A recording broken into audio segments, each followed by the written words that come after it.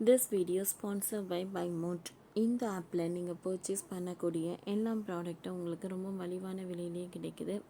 இதில் நிறைய offers and coupons provide பண்ணுறாங்க. ஸோ இதோட லிங்க் உங்களுக்கு டிஸ்கிரிப்ஷனில் கொடுக்குறேன். தேவைப்படுறவங்க யூஸ் பண்ணி பாருங்கள். அரசு நிர்வாகத்தில் குழப்பம். 50,000 கோஸ்ட் ஊழியர்கள் வெடிக்கும் 230 கோடி சம்பள மோசடி. மத்திய பிரதேசத்தில் சுமார் 50,000 அரசு ஊழியர்களுக்கு 6 மாத ஊதியம் வழங்கப்படாமல் இருக்கிறது. ஆனால் இதற்கு அங்கு போராட்டம் எதுவும் வெடிக்கவில்லை. ஏனென்றால் இவர்கள் அத்தனை பேரும் கோஸ்ட் ஊழியர்கள் என கருதப்படுகிறது. இது என்ன சிக்கல், இதன் பின்னணி என்ன என்பது குறித்து நாம் பார்க்கலாம். மத்திய பிரதேச மாநிலம் அரசு ஊழியர்களில் சுமார் 50,000 பேருக்கு, அதாவது அங்குள்ள ஒட்டுமொத்த அரசு ஊழியர்களின் எண்ணிக்கையில் சுமார் 9% பேருக்கு கடந்த 6 மாதங்களாக சம்பளம் வழங்கப்படவில்லை. எது 9 மாதங்களாக சம்பளம் வழங்கவில்லையா? அப்போ மிகப்பெரிய போராட்டம் வெடித்திருக்குமே என்று நீங்கள் கேட்கலாம். ஆனால் அப்படி எதுவும் நடக்கவில்லை. இதுவே அங்கு கேள்விகளை எழுப்பியுள்ளது.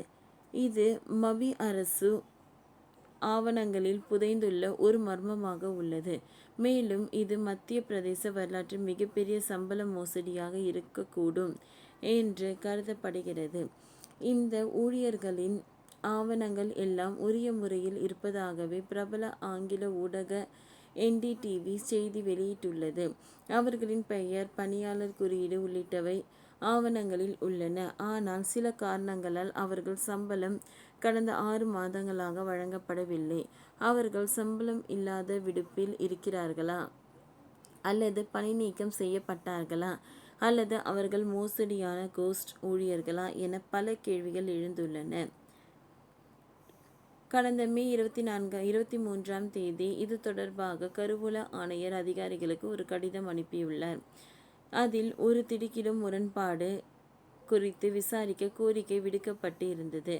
அந்த கடிதத்தில் IFMIS-இன் கீழ் உள்ள நடுத்தர தற்காலிக ஊழியர்களின் விவரங்கள் இந்த கடிதத்தோடு இணைக்கப்பட்டுள்ளன. இவர்களுக்கு டிசம்பர் 24ஆம் தேதி முதல் சம்பளம் வழங்கப்படவில்லை. பணியாளர் குறியீடு இருந்தும் கூட IFMIS-இல் அவர்களின் சரிபார்ப்பு முழுமையடையவில்லை. மேலும் அவர்கள் வேலையை விட்டிருந்தால் அதற்கான செயல்முறையும் முடியவில்லை என்று குறிப்பிடப்பட்டுள்ளது. இந்த கடிதத்தை தொடர்ந்து 6000க்கும் மேற்பட்ட அதிகாரிகள் கண்காணிப்பில் உள்ளனர்.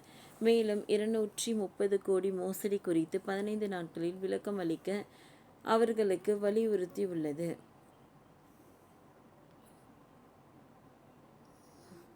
சம்பளம் பெறாத 50,000 ஊழியர்களில் 40,000 பேர் நிரந்தர ஊழியர்கள் மற்றும் 10,000 பேர் தற்காலிக ஊழியர்கள் என்றும் தெரிய வந்துள்ளது. இவர்களுக்கான மொத்த சம்பள நிலுவைத் தொகை 230 கோடியாகும். மாத கணக்கில் சம்பளம் வழங்கப்படாததால் மிகப்பெரிய மோசடி நடந்திருக்கலாம் என சந்தேகம் அதிகரித்துள்ளது.